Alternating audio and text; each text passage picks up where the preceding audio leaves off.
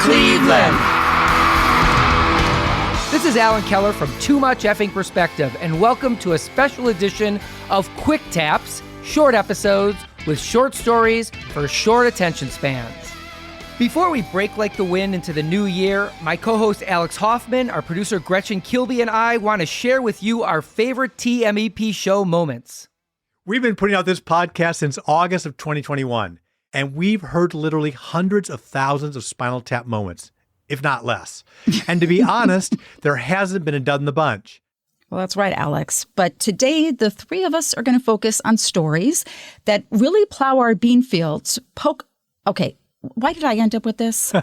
Poke our hay and sniff at our feed bags. That's why I don't give you the script before we record. Yeah, I noticed. Anyways, to start us off, our seldom heard until just now, but never ignored producer Gretchen Kilby is going to talk about her favorite Spinal Tap moment from Slater-Kinney's Corin Tucker and Carrie Brownstein. Thank you, Alan. The moment that I picked is based on the work I do here on this podcast, which is I slice and dice the audio to get us to our perfect episode. And so that means I listen to some of these episodes a lot. So my bar for the best story means they are funny every single time. And this one definitely hit that mark. This is starting off with Corin Tucker, where she's talking about when they went and performed at Red Rocks. It's a gorgeous venue built into these very red stones in the walls of this beautiful canyon. Very famous. Every big rock act of the 70s and 80s has done it. Backstage is up above the main stage. There's this weird little cave. You just take a little stairway up to, and it's built into the side of this mountain, this canyon or whatever you want to call it. But it literally is a cave, right? So you open a very heavy door and it's several rooms, cave room here for the crew. And then, there's a couple of rooms for the band, but it's this long, windy cave where they had to bring our wardrobe cases up here and bring all our stuff back there. But we were just ecstatic to be there. There's pictures of Stevie Nicks on the wall and talking about Fleetwood Mac being there, every famous person. All of these amazing package shows they had in the 80s. We're like looking at all this before we play. The weather is, for this show, beautiful. It was a gorgeous night, wasn't it, Carrie? Yeah. Wait, are you setting up for something to go wrong? Because I feel like it was a good show. No, after the show, remember? No. Oh, all right. Let's tell the story. Okay. So we play this amazing show. I have friends out in the audience. Our drummer has his entire family there. I don't know where you're going with this. And we play this incredibly beautiful show. We're like high on life, but it's still COVID, right? So right after the show, we have to go up to our dressing room, right? We can't be mingling out there. We're like doing very strict protocols, right? So we obediently go right back from the stage into our dressing room, which I mentioned before is like a cave. And we open that door and all six of us in the band are just like, yes, we did it. We played a great show. We walk into that dressing room and someone has taken the biggest dump. That's right. Epic. And it's the tiniest space. There's no windows. It's inside of a cave.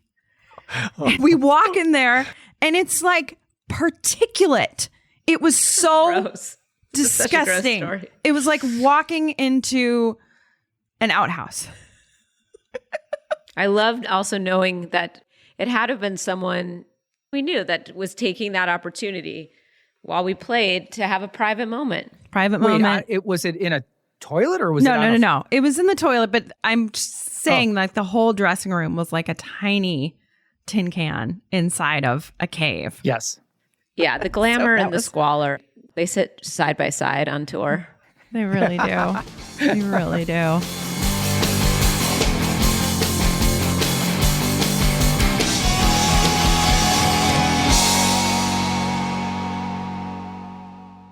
And now my chum of 3 decades, and I've known him 4.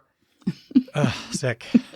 Ouch. And the left brain of the podcast, Alex, is going to reveal his favorite Spinal Tap moment that spilled from the lips of old 97's Rhett Miller. Yeah, this episode is one of my favorites because I felt myself smiling all the way through.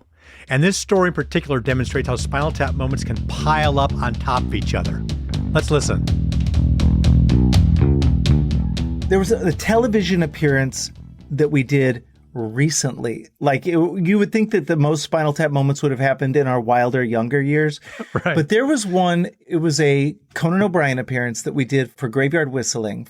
It's a song called Good With God. And Caitlin Rose flew in from Nashville to sing the Brandi Carlile part. I was staying at my friend Tom's house, our old A&R guy from Elektra. And the band was all staying at that hotel on Ventura Boulevard that everybody stays at. Sportsman's Lodge. Sportsman's Lodge. All right. And so the band was staying there. And 8 a.m. I get a phone call. God, not even 8 a.m. Like 6:30 a.m. I get a phone call from our guitar player, Ken. And I guess during the night, our drummer, Philip, went out to the van to catch a little pre-bedtime buzz. And I guess it's still in our minds, being these Texan kids from the 90s, that we will go to jail. And he's just smoking a weed out in the van when you could just fucking go to the police station and do it. And so he gets out of the van. God, I don't know if this is public consumption. Whatever, it's fine. His kids are in college now. And he goes out to the van and he blacks out like a low blood sugar thing. Oh, no. And he falls forward and he hits his face on an embankment and passes out, bleeding in the parking lot for a half an hour, gets up covered in blood, goes into the Sportsman's Lodge lobby where the front desk attendant is like, "You are going to the hospital, sir." Oh, no. So they call our tour manager and our guitar player, and they all go down to the emergency room. Our drummer is in ICU. It's bad. He cracked his skull. He's fine now, so we can all laugh about it. But at the time, it was Wait a minute. I'm sorry. Skull fracture, literally? Yeah. Are you saying? Wow. Yeah. Boy. Okay. But so that morning, I called Mark Stepro, this friend of mine who's a great drummer in LA. Stepro's like, "I'm on my way to the studios right now." We all played together for the first time at 10 a.m. during sound check. At noon, the director came by and listened to us play it, and Mark killed it, and Caitlin Rose sounded great. The band was all freaked out because we're worried about Philip, but we make it through the director run through. And then as we finish, the guitar player, Ken, goes, "I need to have a band meeting right now in the green room." Murray, the bass player, and me and Ken go into the green room, close the door, and he locks it, which is very weird. And then he turns around and he goes, "Guys, I'm freaking out. I'm tripping balls."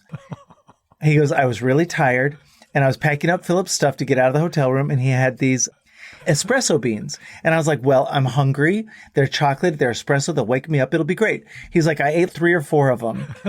And Ken, our guitar player, is not a big stoner. And he's like, "I don't know if I can do this, guys. I am starting to see colors and hear shapes." And we still had 3 hours before the taping. So I sent him to our friend's house and I said, "You're going to take a nap, then you're going to take a shower, and you're going to come back here with a full reset, and you're going to do great. Everything's going to be fine."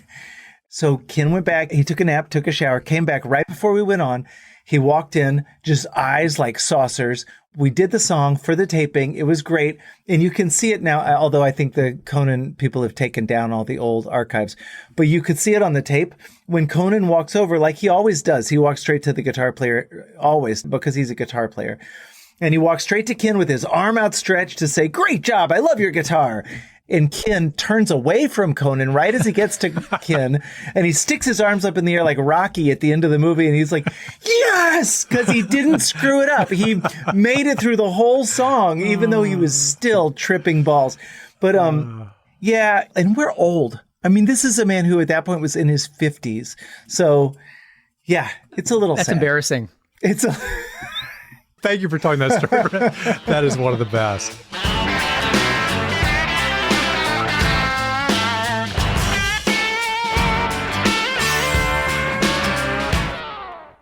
As for my favorite TMEP show, Spinal Tap moment, it wasn't just some recollection from the past. It happened live during our conversation in the moment with Semisonic singer-songwriter, say that 3 times fast, Dan Wilson. Semisonic singer-songwriter. Semisonic singer-songwriter. Semisonic singer-songwriter. Your collaborations with Adele, Taylor Swift, John Legend, and Pink remind me of the days of the Brill Building in New York, right? Where songwriters like Bacharach and David and Lieber and Stoller churned out timeless classics for other artists. And I know you actually got to collaborate with probably the greatest songwriter of all the Brill people, Carole King. That must have been amazing. How did it come about?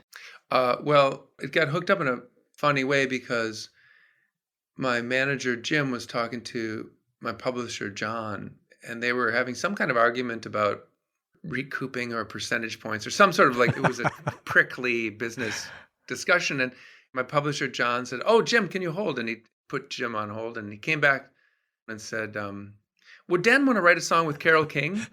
Bait and switch. And the entire, the contentious part of the conversation vanished. And yeah, of course. And he goes, "Okay, hold on." So he puts him on hold again, comes back and says, "Oh, she'd love to. She likes that song, Closing Time. She'd like to write a song with Dan." So I ended up on this writing session with Carole. So we met in a place in Studio City. I don't know. Was it a house? It was a house with a kind of a garage in back that was sort of a studio space, but it was not. Dad, that's my house. Unbelievable. Yeah, this place where I'm broadcasting from right now was Carole's daughter, Sherry Goffin's place, until I rented it. And back then it acted like a business office for Carole. So when I came to look at the place the first time to check it out before renting, all of Carole's gold records and awards and a rock and roll plaque were decorating the walls. And the separate space in the back, which is now my wife's art studio, was originally a recording studio. But it wasn't tricked out like a studio. It was like a couple of DA-88s. Yeah. It was very minimal. That's where I live. That's incredible. That's incredible.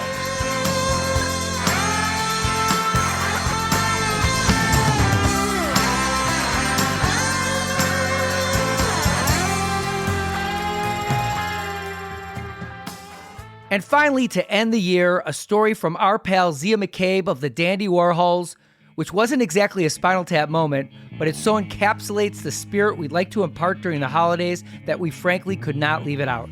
Get your hanky or your Wendy's napkin or your piece of TP ready because you may tear up here.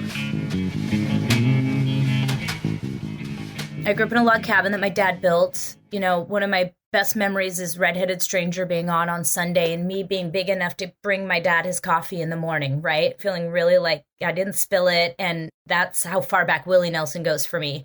And we were playing Glastonbury, our first time at Glastonbury Festival. And my hair had just grown back long enough to put in braids. So I was putting it in 2 braids going, "Oh, it's like Willie." And someone comes up to me and goes, "Willie Nelson's on the main stage." It was 2 p.m. And I am drop my shit. What? And I remember trying to change my pants where you think that one time you can change your pants without taking your shoes off. It never works. No. You're stuck halfway. Now it takes twice as long. I'm getting my pants, getting the thing. I've got my bubbles. I've got my stuff. We get over there and it's super sparse. There's hardly anybody watching because it's Willie and Glastonbury. Amazing. He's not a cultural icon there. And I am watching him and he's got trigger guitar and I start bawling. I couldn't believe, and his music was infused in so many of my childhood memories and the Stardust record, all of it. There was never any love lost for Willie, only more love every year. And I'm blowing bubbles. I don't know why I was so into bubbles at the time, but I blew them all over David Bowie's stage that night too. You can see him if you watch the videos. Oh. And he walks off stage and we're on the second stage. And Travis, my husband, goes, "Go say hi to him." And I'm already in such an emotional state. And so I make myself go over there. And by the time I get to him, I am completely hyperventilating. I cannot get a word out to this man. And I'm going, and I can't get the words out to tell him how much I love him, how much he means to me, how amazing it is that he's playing here, that we're going to go play on this other stage if you want to come over. I'm trying to get all these things out. He hugged me and I couldn't believe that he would hug such a snotty, tear-covered freak, right? I seemed like, where is security? Why is somebody not stopping me from being in this guy's face right now? And I leave just humiliated. I'm so embarrassed. I've blown this chance to have an authentic interaction from one musician to another who grew up caring so much about him and his music. And as I'm walking down the path to the other stage, I'm thinking, and we're just coming up, right? We're just starting to be touring in Europe. And I'm like, there's no way anybody could ever care about me the way that I care about Willie, right? There's just, I haven't been around long enough. I'm not Willie Nelson. I'm never going to be Willie Nelson. But if anybody ever approaches me in that state, I am going to show as much grace and compassion and understanding as Willie did. And that's my thing I'm going to decide. And so we had been giving out these straw hats, little straw cowboy hats with Dandy Warhol badges on them as part of our promo merch. And we sit with a friend from the label and he brings us some absinthe. We're drinking just a little bit of absinthe in the afternoon. We get on stage, we're playing our show, and it'd been kind of cloudy off and on all day. And we start to play Good Morning, and it just touches me the way that it would touch an audience member. And the clouds started to part and the sun came out and I could see people hugging each other in the audience and balloons floating off into the sky. And it was just this beautiful, magical Glastonbury moment. And at the end, I get on the mic and I'm like, you guys, it's so beautiful to see you out there. I just met Willie Nelson. David Bowie's side stage watching our show at this point, right? We haven't met him yet, but that's all going on and I don't even care. And I just thanked everybody for being so beautiful and for having us there. And I was so filled with gratitude. And maybe the little bit of the absinthe made things sparklier, but I wasn't inebriated, right? And I walked off the stage feeling like I couldn't possibly feel better about life. I blew it with Willie, but I still did meet Willie. And there's a cyclone fence separating us from the audience. And there's a girl on the other side losing her shit. She's bawling and her friend is with her. And I'm like, what could possibly be wrong today? And I walk over, her friend is like, she loves you so much. She's just completely freaked out that you're here. She can't even believe it. She's just such a huge fan. I'm so sorry that she's so upset. And I'm like, hold on. I got you. And I came around the fence and I put my hat on her and I held her and I said, look, I don't understand this. I can't possibly understand how you could feel this way about me, but I do know how you feel. I just met Willie Nelson and he treated me with the same kindness. And there is no way that I thought literally an hour and a half later, I would be fulfilling this promise to the heavens that I had made to be this compassionate rock star and not a stuck up rock star that didn't want to be close to their fans. And that has stayed with me, and it is the way that I have treated the people that love me and love my music for all of these years, because I still hold out hope that one day, again, I will actually just get to meet Willie in a casual manner and pass a joint and not be a complete mess. But I do appreciate the gift that he gave me.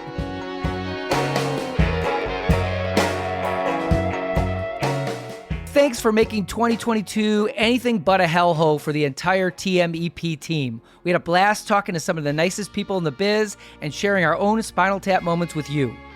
Tune in over the next several weeks for some TMEP rock and roll recreations as we revive our best episodes from the past for your listening pleasure.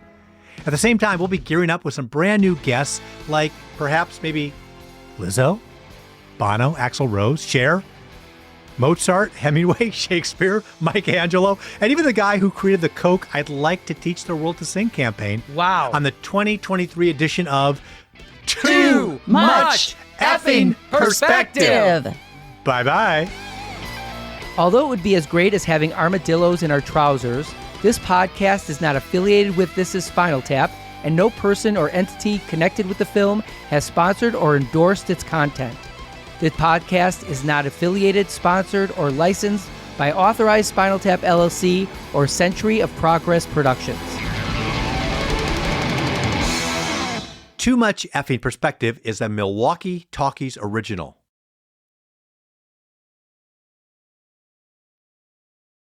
Evergreen Podcast Network.